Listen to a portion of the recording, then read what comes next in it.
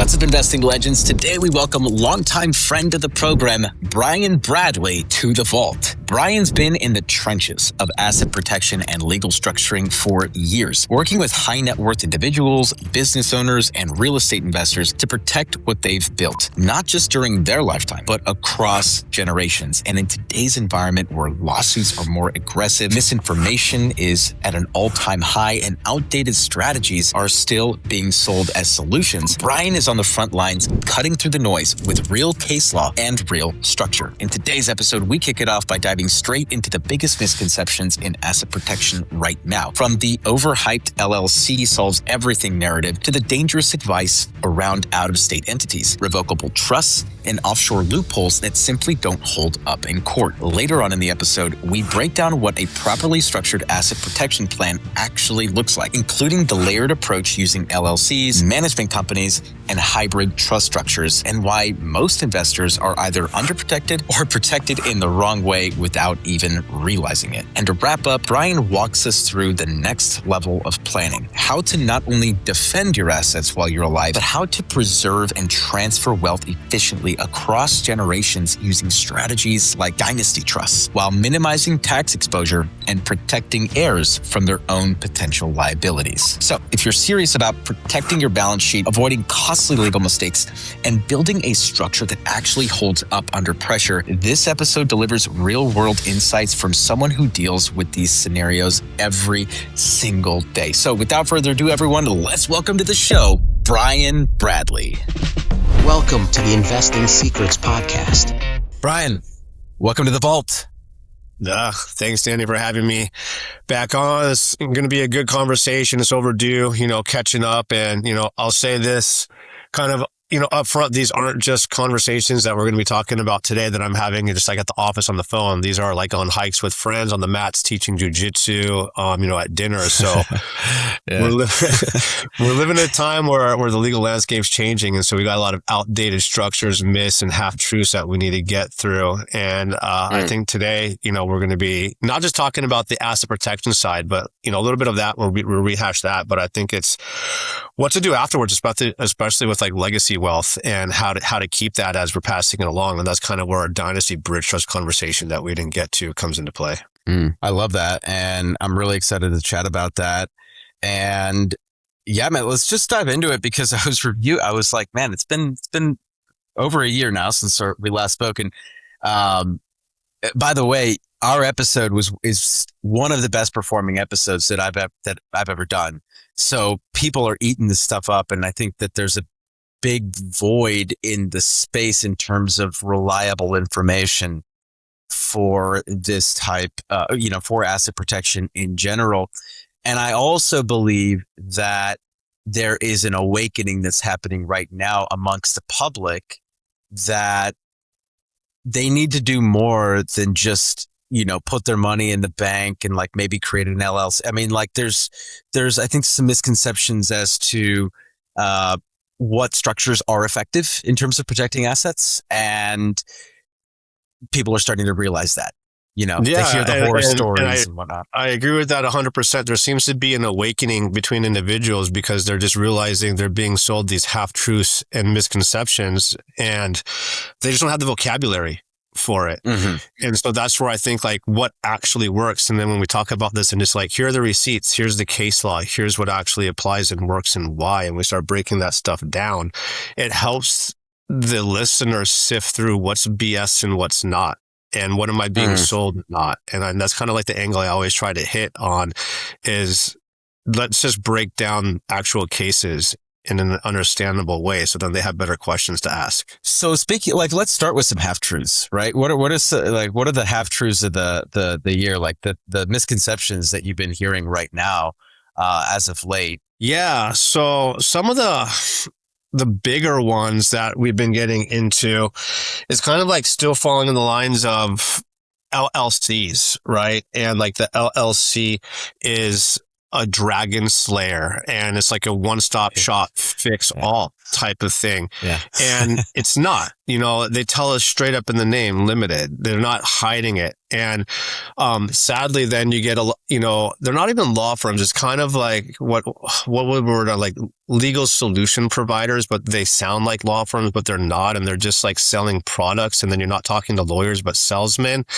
You got to be careful when people start talking to that, because you're essentially calling what you think is an attorney or a law firm for legal advice on how to protect and structure your assets and your net worth going forward.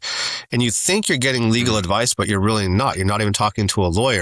And these places aren't paying attention to this like state limitations. And I'll give you an example on this. For like states like California, Florida, Texas, and New York, they're very weak on asset protection and the laws and statutes and what can even work for there. So it's a very fine line on what works.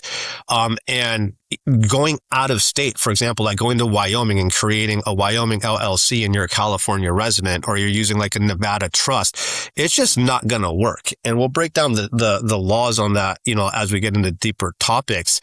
But that's a really big myth there, is like, just create an LLC, you're good to go. Another one would be the estate plan. Like, you got a revocable living trust, you're good. Like, that will cover you and protect you. Most states, half the states don't have what's called self-settled, spendthrift legislation. So that California doesn't even have it. Texas doesn't. Florida doesn't. New York, Illinois. So the main, the big states with like high population, high net worth, high liability states, you can't create those type of trust in your state. And so when you go to an estate planning attorney or like a wealth financial manager, and they're saying, we'll just create an estate plan for you, that's probate, right? That's avoiding probate and passing along assets. So we need to make sure we start talking about the right type of structures. I still get this call surprisingly a lot all the time, is like, I want to protect my assets because I don't want to pay taxes. I want to avoid taxes. We'll clear that one up right now. Like, that's just illegal. That's not asset protection. You still got to pay your taxes. The IRS is really clear on that. You're going to be paying your taxes if you're a U.S. resident on your worldwide income. Anybody that tells you differently, like, just create an offshore trust and hide your assets and never pay taxes again, like, you're going to go to jail for that. So hide and run away from that as fast as possible. I've heard that one before for sure. Okay, well, let's start at the one that really stood out to me was, if you're a California resident, you said, which I am, and you set up a LLC in Wyoming, which I have several. Then you said something about like, that's not going to work. What is it? I missed something there. So what's not going to work? So it's basically principle of like jurisdiction shopping, right? Is we want to try to pick the best jurisdictions that we can when we own assets and put assets in there. And so like, we'll use like the easiest example, like California residents. And I like using California because it's one of the largest populations. And generally what happens in California feeds to the rest of the nation, legally wise.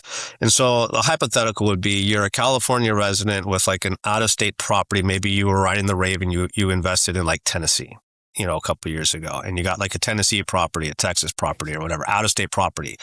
And you're like, I want to protect my assets. And then you go and create like a Wyoming LLC to hold these properties in. Well, now you created an out-of-state Wyoming LLC as a California resident, and people all of a sudden think like, well, I can just buy Wyoming law. I have no legal nexus, like big fancy word of connection to it.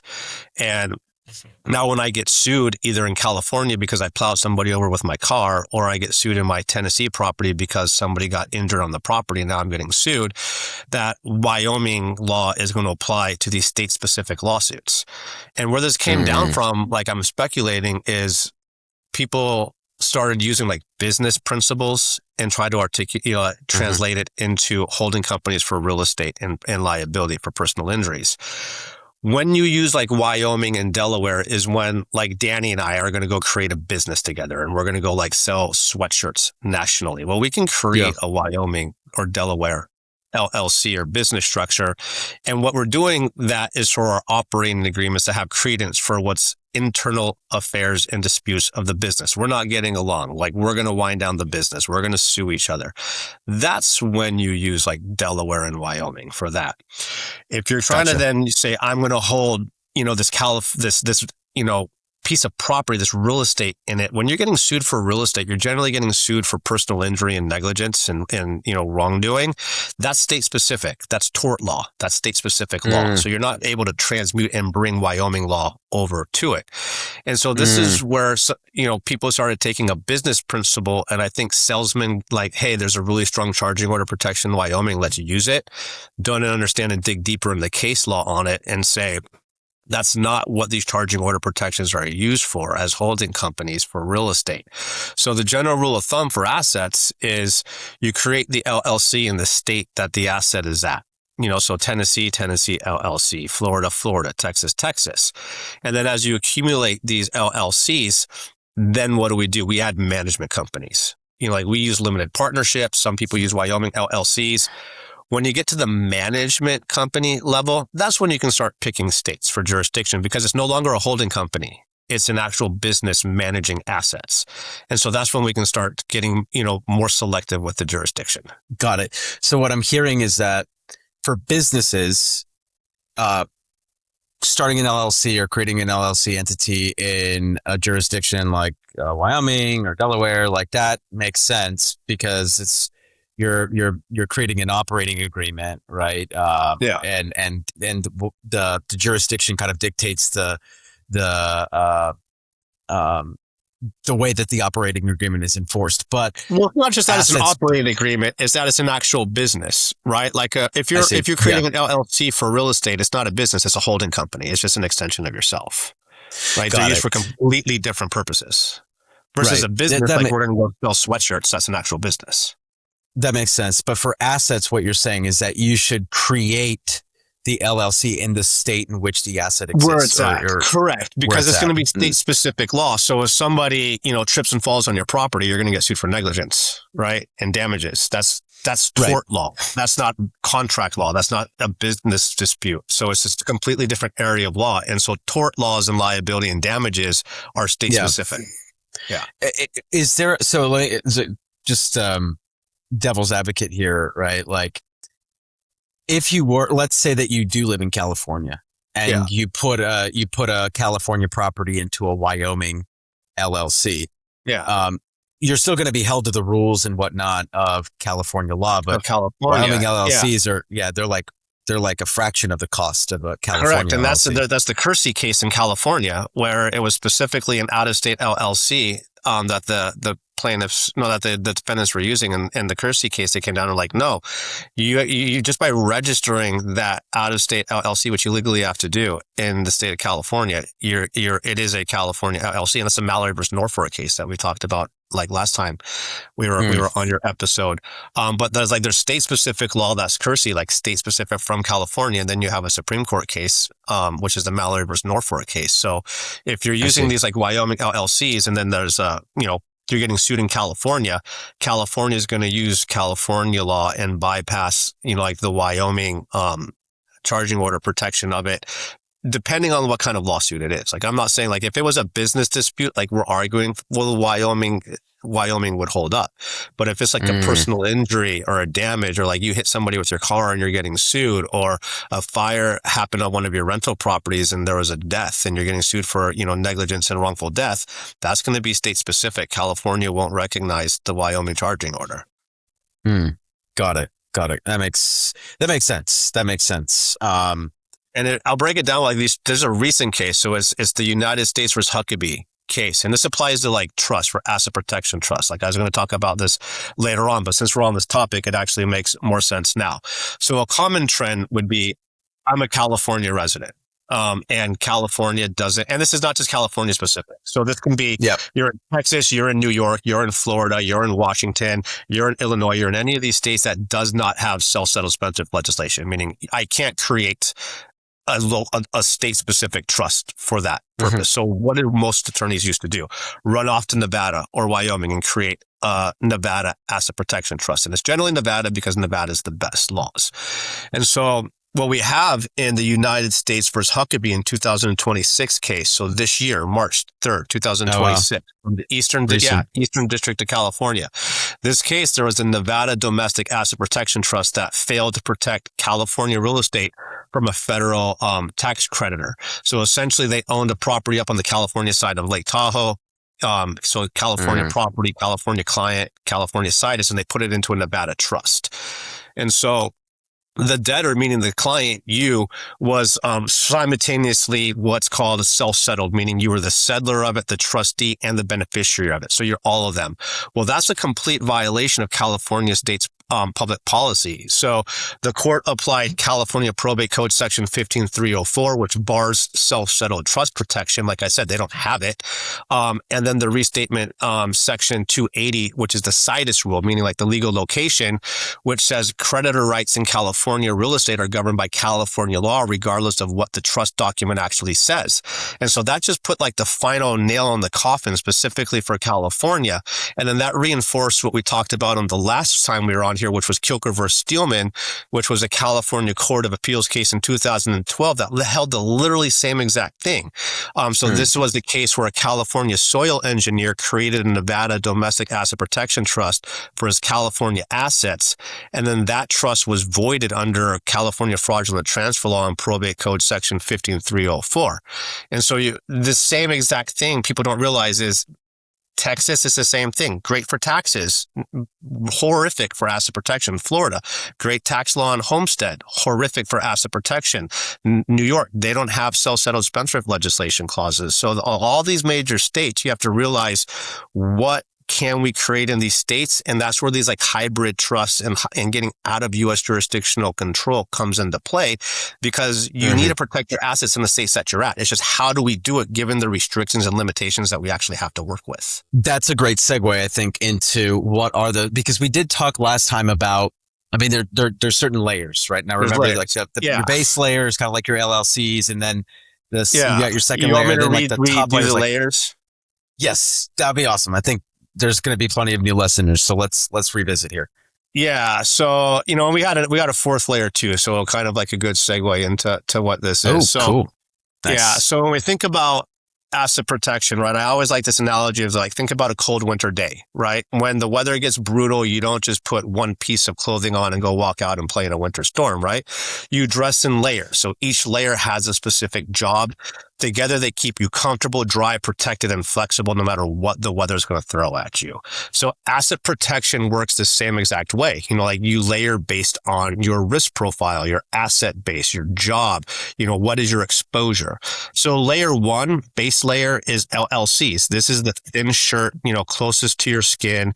It's where most investors start. You're building, you're investing, you have maybe a rental property, one or two, an LLC. Those LLCs isolate that asset so that a lawsuit tied to it can't reach your other assets or your, personal balance sheet. It creates inside liability containment at that asset level, right? But here's what most people we kind of were hinting at don't understand about LLCs is like the first word, first letter, limited. They tell us this straight up in their name. They're not hiding it. And so not all LLCs are created equal. We kind of just went through that myth. So where we create the LLCs is really important from the structural standpoint. Layer two are management companies. We use limited partnerships. As you grow and accumulate more assets, right? We're getting more properties, more rental properties, multiple LLCs, maybe in different states, different investment types of classes. You need a management layer above the LLCs. And this is where limited partnerships come into play. So think of this as your like merino wool mid layer, your sweatshirt. You're thicker, it's more structured. There's more protection. When the weather starts getting rougher, the limited partner holds all those LLC interests above it. So it creates a charging order protection wall between you personally and your entire asset base. And then limited partnerships own the LLCs as single member disregarded entities, which means because they're disregarded, everything flows up and into the limited partnership. So it's just one tax filing. So your CPA is not filing separate tax return for like every LLC that you have. So it makes tax simplicity easier by design. Layer three is the bridge trust layer, the outer shell, your strong asset protection layer. This is your waterproof outer layer, your break glass in case of emergency layer. In case there's a doomsday lawsuit, it's the firewall protecting you while you're living.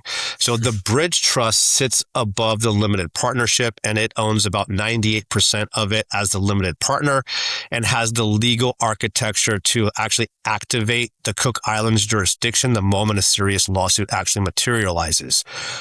We talked about that, a lot about the bridge trust in our last episode. Yep. The new layer, layer 4, is our Dynasty layer.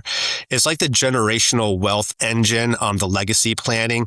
This is what's new. This is what most people never hear about until it's too late. The Dynasty layer for those with, 12 million or more is what converts a lifetime protection plan with like the bridge trust into a multi-generational wealth preservation system. So when you put all 4 layers together, like LLCs, management companies, the hybrid bridge trust, and the Dynasty trust, that's where we get into the Dynasty bridge trust system. And it's this structure that we're going to be kind of like walking through and breaking down, I think, a lot for today. Love it. Yeah. And I do remember all 3 of those layers. I remember talking about the Cook Islands and thinking, wow, that sounds like a really neat thing. I also remember it being incredibly expensive, right, to maintain. So very unnecessary.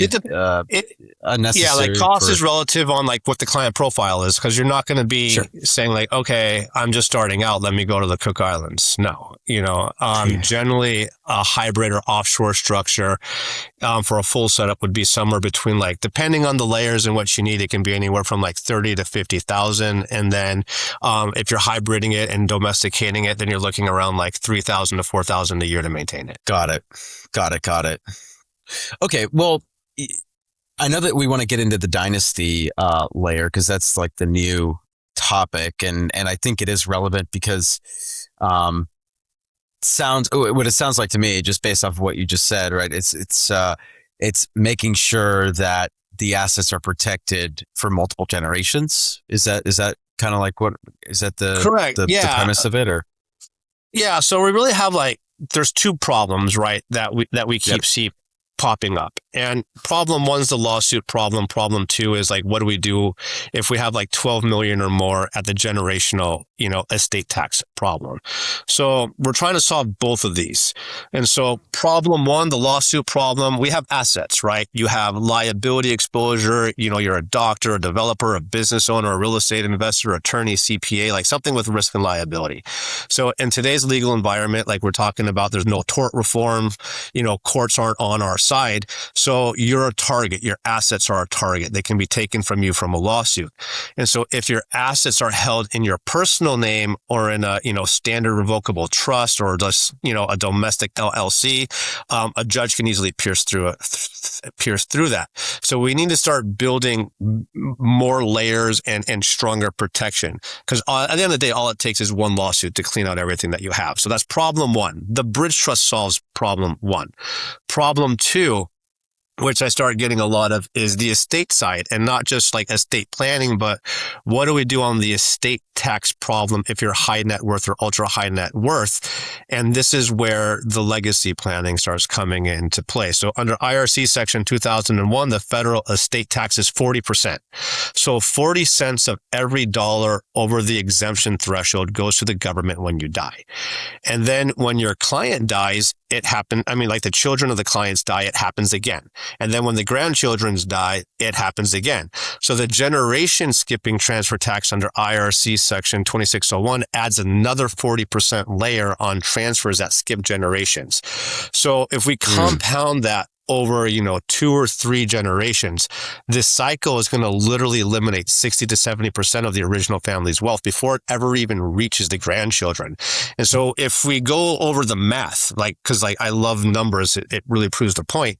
If we just look at like a $15 million estate that's compounding at a conservative 6% after your death, for your kid's life and then your grandkid's life, that 40% estate tax hit over that amount of time is going to mean you're going to lose about $90 million million to your your family's wealth. So this is really a 90 million generational problem that we need to solve for you and your family.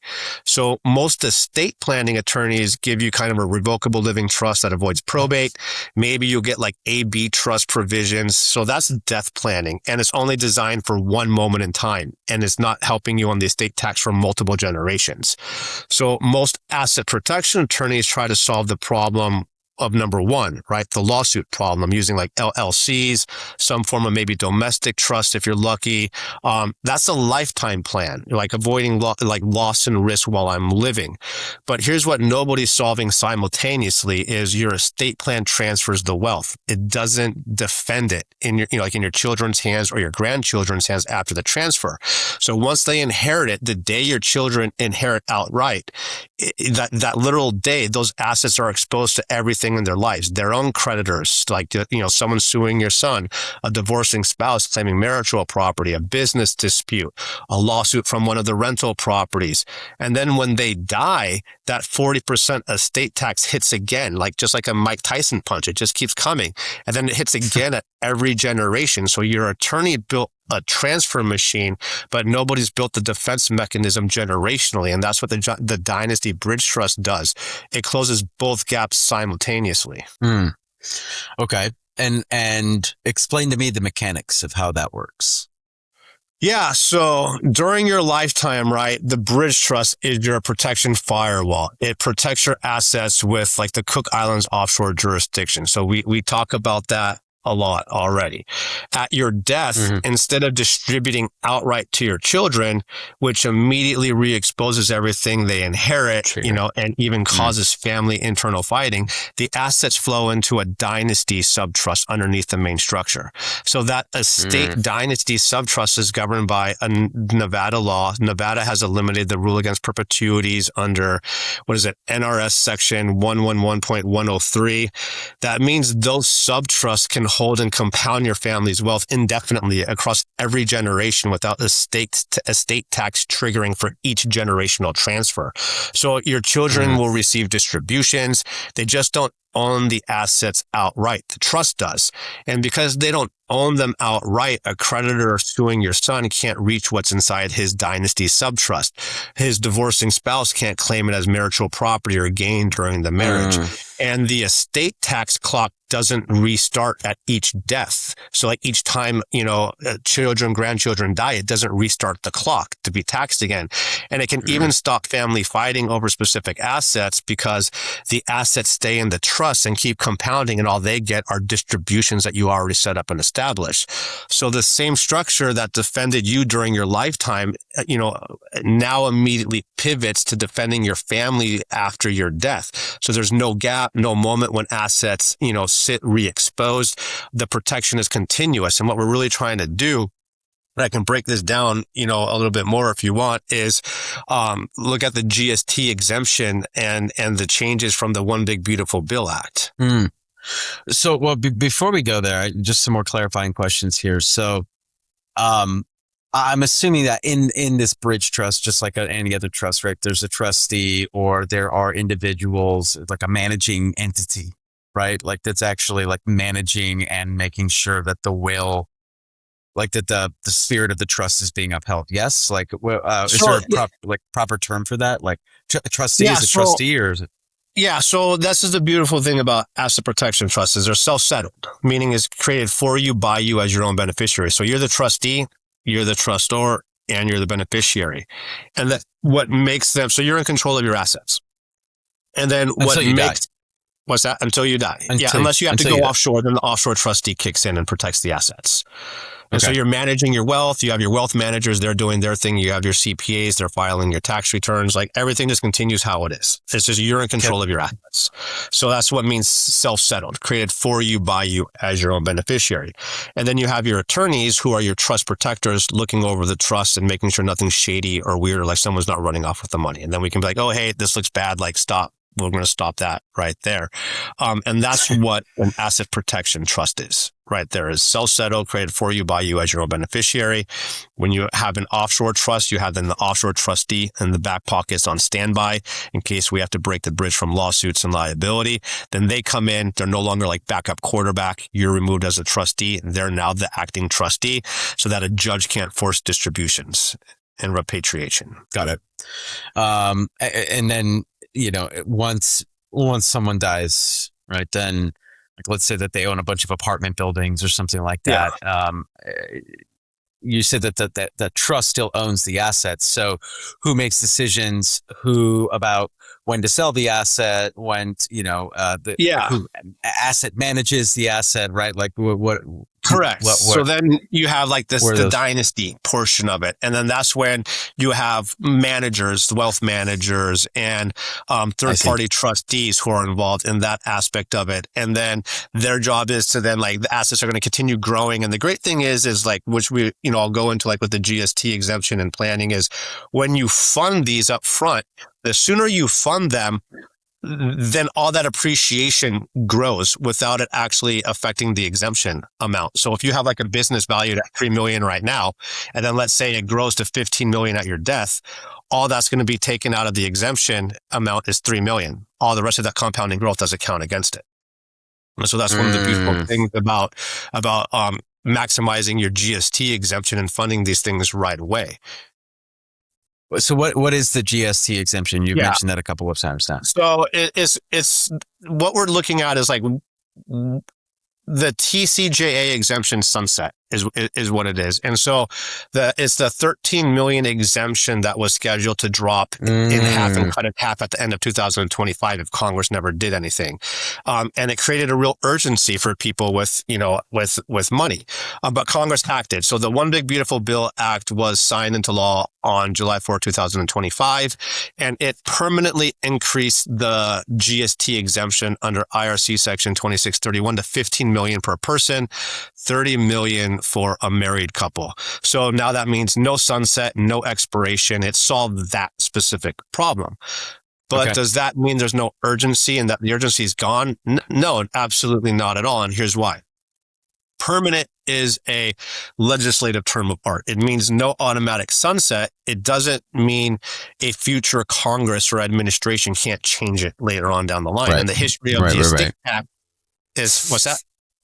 I said, no, right. I'm listening. Yeah. I'm like, yep. Yeah. And so the history of the estate tax is like, they're always trying to change it. Like there's always a different Congress at some point in time. And so it just depends on who's in power and who's in power of what portions of Congress. And so the planning you do today, right now, under favorable law protects you even if the law changes tomorrow and goes to a lower rate with a new Congress and a new bill. And more importantly, the math on early transfer is kind of what we were talking about. It doesn't need a legislative deadline to be compelling. So when you allocate your GST exemption against assets transferred into a dynasty trust, that exemption covers the value at the time of the transfer, not the future value of it, not the appreciated value 20 years down the line, the value today when we funded and transferred into the trust right away. So an example of this is a business interest, worth 3 million today that grows and appreciates to 15 million inside the trust over 20 years, uses only 3 million of your exemption. The 12 million of growth moves forward to your grandchildren completely free of the 40% GST tax. So this is the power of early funding. So every year you wait is another year of appreciation that's compounding inside your taxable estate instead of inside the GST exempt dynasty structure. And that GST exemption, a lot of people miss this, unlike estate exemptions, it's not portable between spouses. You can't pass it on. So this is a big misconception that CPAs and people and investor, like wealth managers miss. Whatever your deceased spouse didn't use dies with them. It doesn't transfer over to the other spouse for them to use the rest of it. So that 15 million that your spouse never used is just completely taken off the table. So married couples need to plan both spouses' exemptions deliberately and proactively. That's the planning nuance that a lot of people are missing. Interesting. Yeah, that's fascinating. Okay, so what you're saying is that this GST exemption, which was a part of the big beautiful bill, that is now 15 million per person, 30 million per married couple.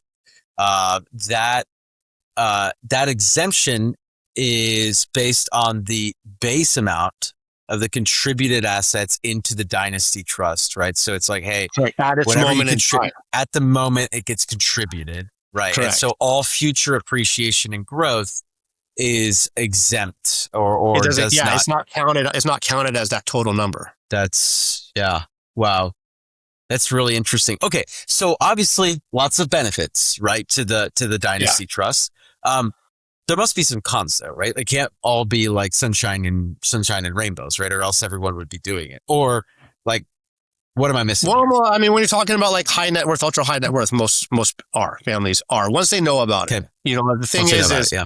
when you talk to even like a lot of wealth managers and CPAs, you're only as good as the, advice that you're getting. And what I find is, so a lot of my work is on the business development side and reaching out to various wealth managers and companies, and then seeing what setups they have and what they're doing. A lot of people don't understand and know like these dynasty trust and offshore hybrid trust exist. And so what they're doing is basic revocable living trust and AB trust planning. And that's where the education has to come in on, is if you're sitting on like a $10 million estate, this is really important. And it was something I was going to kind of mention before when we're talking about like cost value of things. And I think it actually makes sense in this analogy is, let's say you're at the accumulation phase of life. I'll say that's probably around like in your late 30s, 40s, right? Like this is when we're kind of made it. We're making the most, like 40s to 50s is kind of when we're making our most. So let's say you're 40 and your spouse is 33, and together you already have a $10 million estate. A 40-year-old male in the U.S. has an average life expectancy of 78 years old, which is roughly 37.7 more years. And then a 33-year-old female has an average life expectancy to about 82.9, so roughly 49.9 more years. So if you simply let that $10 million compound at a conservative 6% the whole time, like we're not doing anything extravagant with it, by the time the husband reaches his life expectancy, the estate's going to be around $90 million. That's well over the current 15 million exemption. So for him, and it's going to be well over the 30 million for the married couple. And if the wife then lives out her full life expectancy with that same money still compounding at 6%, the estate's going to be around 180 million by the time she passes away. So the sad thing is, like, again, if they did not do any planning and the husband passes away, and then the widowed wife now wants to create a dynasty plan, her late husband's 15 million exemption is not portable. It's off the table. So it doesn't transfer to her. So she's stuck at 15 million with the rest of the estate. That's going to be then subject to a 40% tax. So 40 cents on every dollar. That's a huge loss. So Huge. now you have a 40% estate exposure at your death. And then we're also going to have one at every single subsequent generation, when your kids die, when the grandkids die, and it's just going to keep compounding, right? So what we're doing now is solving at a third generation at least a $90 million, a $90 million problem.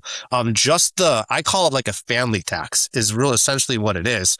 So we're solving a $90 million on a $10 million starting point when you're 40. Right. So, that's the thing, right? So everyone's at 90 million, 180, but it's like, okay, if we start at 10 when you're 40, it's going to get to that point by the time that you've passed away. By the time you're 75, if you do nothing with 10 million and you just let it conservatively compound passively at 6%, you're going to hit well above the number 30, by the time you're in your, late 50s.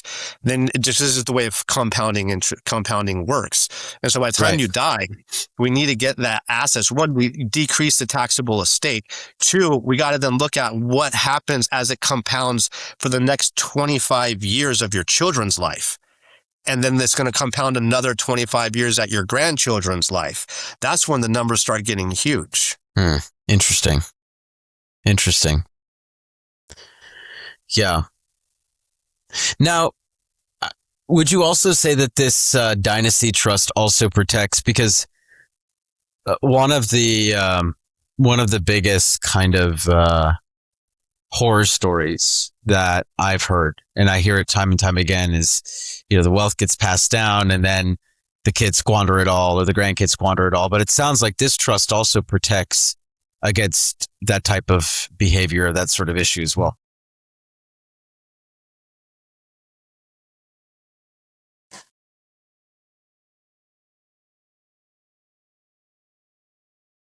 Yeah. Mm-hmm.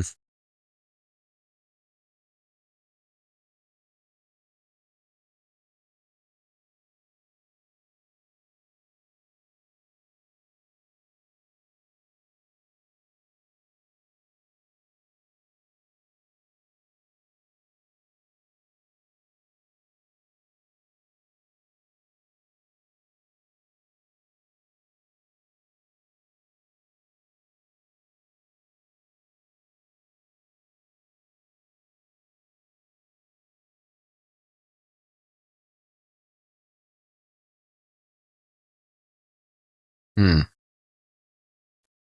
Right. They're almost like, they're like LPs, right? Like they're like an LP that's just kind of like collecting the distributions. Yeah, very interesting. Very, very interesting. So, speaking of lawsuits, and I think, it's always relevant here in the United States because we're such a sue happy country. But when you talk about these trust vehicles, and like the outer shells, right? And asset protection and specifically like, lawsuit protection.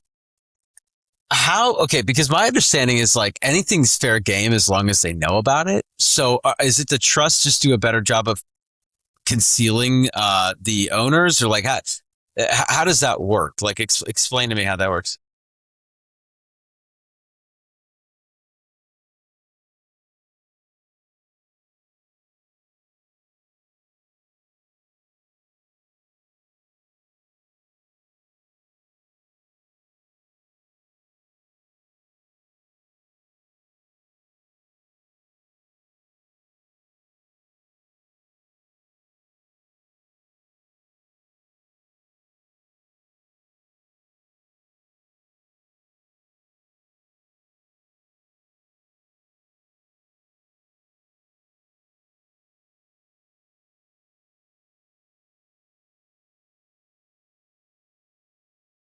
Hmm.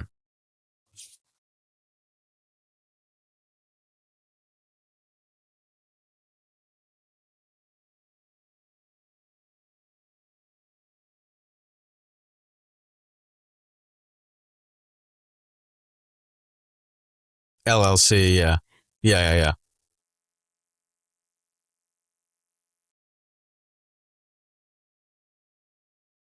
yeah. Hmm.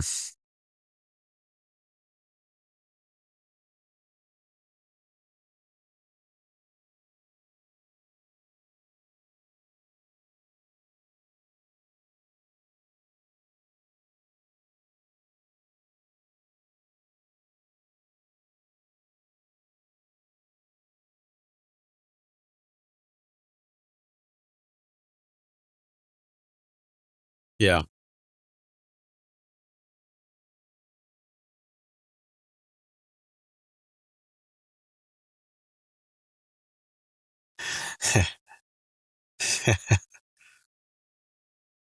Hmm.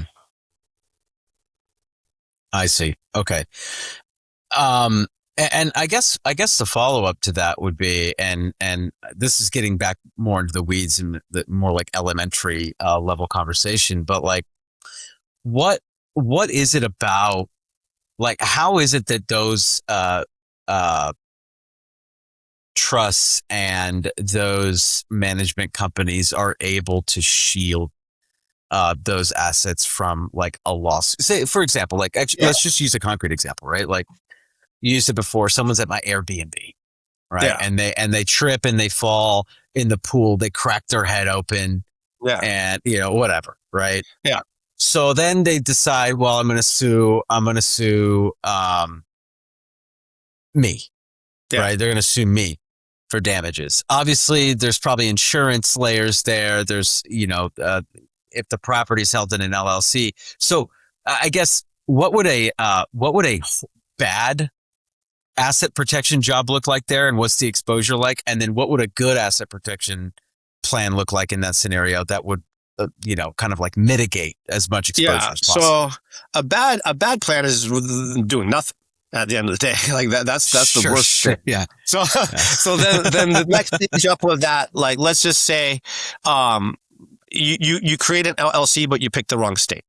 Right. So then you think you did something. So we'll just say like the property is we'll just use Tennessee because we were using it earlier. So you have a Tennessee property, and then there's a pool on the property, and you didn't maintain the premises that well. Someone slipped and cracked their head open on the side of the pool, fell into the pool, drowned, and died. Right. Like it could be some pretty actual common, it could be a pretty seriously common issue right there.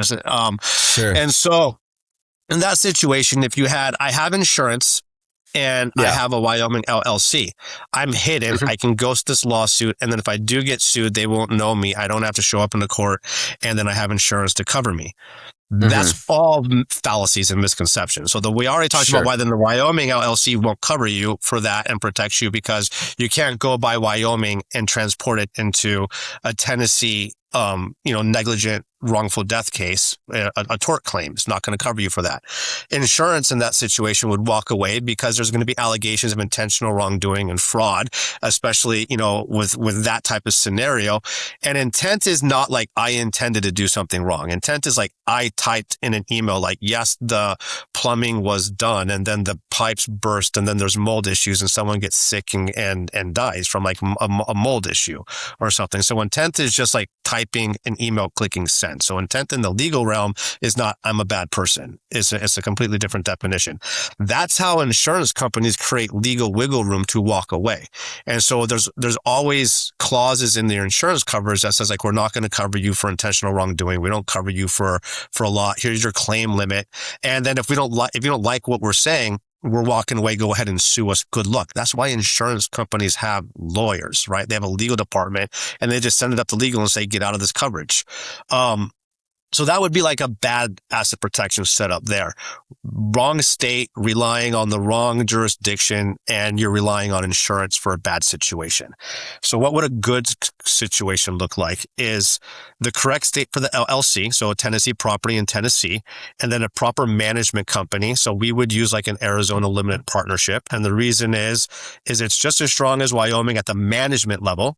Right? We're not talking about a holding company now. We're talking about a business that's doing business functions. Limited partnerships are stronger on the totem pole versus LLCs. It's just because of the structure and statute of how they're created. They're multi-member. Limited partnerships have privacy, property right protection, which are protected constitutionally, not just like relying on a charging order protection of an LLC. So that's why they're stronger statutorily. Yep. And then Arizona has then what would be called a non-disbursement state. So you have exclusive charging order protection on top of the fact that Arizona says, okay, great, there's a judgment, but we can't force them to take a disbursement and pay you. So we're not going to grant access. You can't get access into it.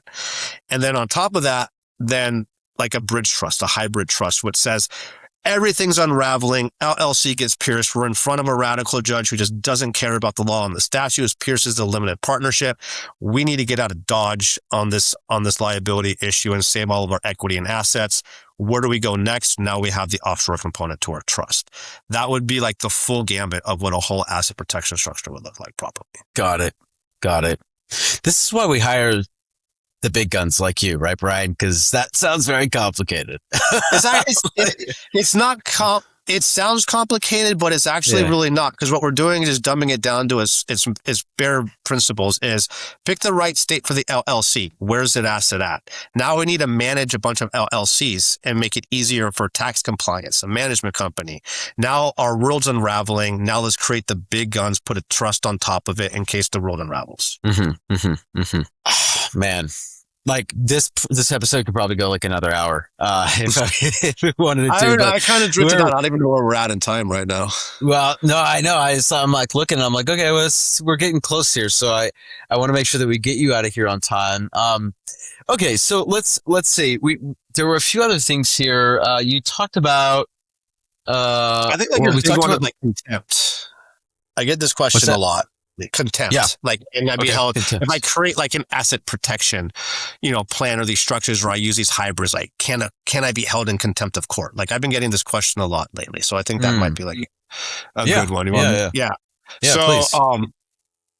This is kind of like a derivative of the famous Anderson case. So the FTC versus Affordable Media. So the FTC was thrown out of the Cook Islands court 3 times, and the trust assets were actually never successfully reached.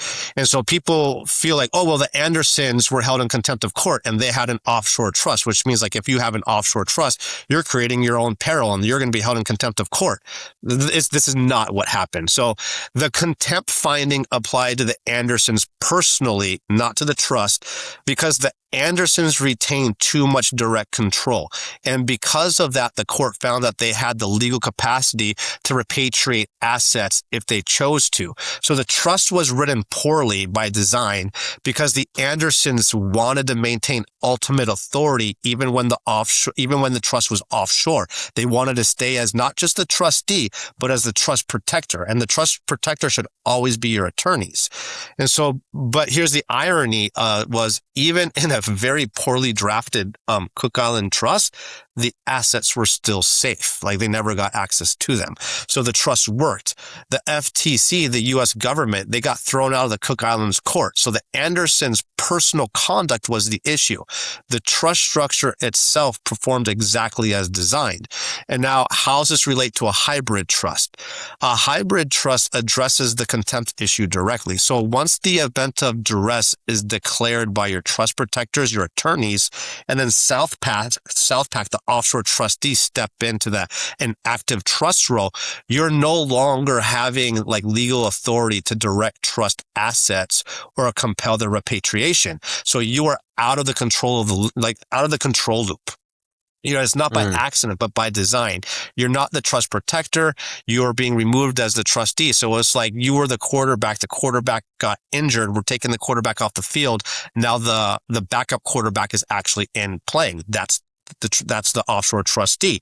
And this was upheld by the U.S. versus Grant case as well. So the inability of you to repatriate assets once the offshore trustee is in control and playing the game, it's not a vulnerability of the trust. It actually strengthens it, and this the exact point of the structure. And this is the exact purpose of why offshore trusts for 40 years have been the strongest thing in the world. That's really, and Cook Islands are a U.S. territory, right? No, it's off of New Zealand. So it's actually like common law UK, and then and then they have their own constitution, and their own legal system. Oh, interesting. Very interesting. Okay. So it's like a little island bit off between New Zealand and Australia. Got it. So, okay. No U.S.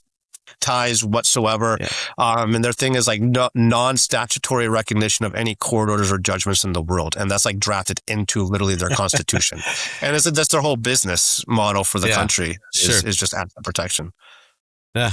That makes sense. I mean, someone's got to do it, right? So that's kind of what Switzerland did for a while, right? Or they did that with like more on the money side of things. On the money side, the banks. And I swear like the ultimate lockdown comes is if you're going to be moving assets and money off into like these offshore trusts eventually, then where do you put the money? You put it into a Swiss bank account that's then connected to the Cook Island Trust. So you got the strongest trust in the world with the strongest banking system in the world combined. Love it. Well, Brian, this has been awesome, but I'm not going to let you leave the vault just yet. Before you leave, you're going to have to leave the audience with one final investing secret. Take it away. Yeah. So I think one of the best secrets here is just surround yourself with really good people and advisors. And I always like it if we got time for like a story with it, right? So of course. the championship corn farmer, right, who wins the annual corn championship year after year for decades. And a journalist asks him like, how are you winning this every year, year after year after year for a decade? And the farmer said, the answer is really simple. Like every year I give the surrounding farms my championship seedling stocks. So that way, the only pollen that ever blows across my fields come from last year's champions.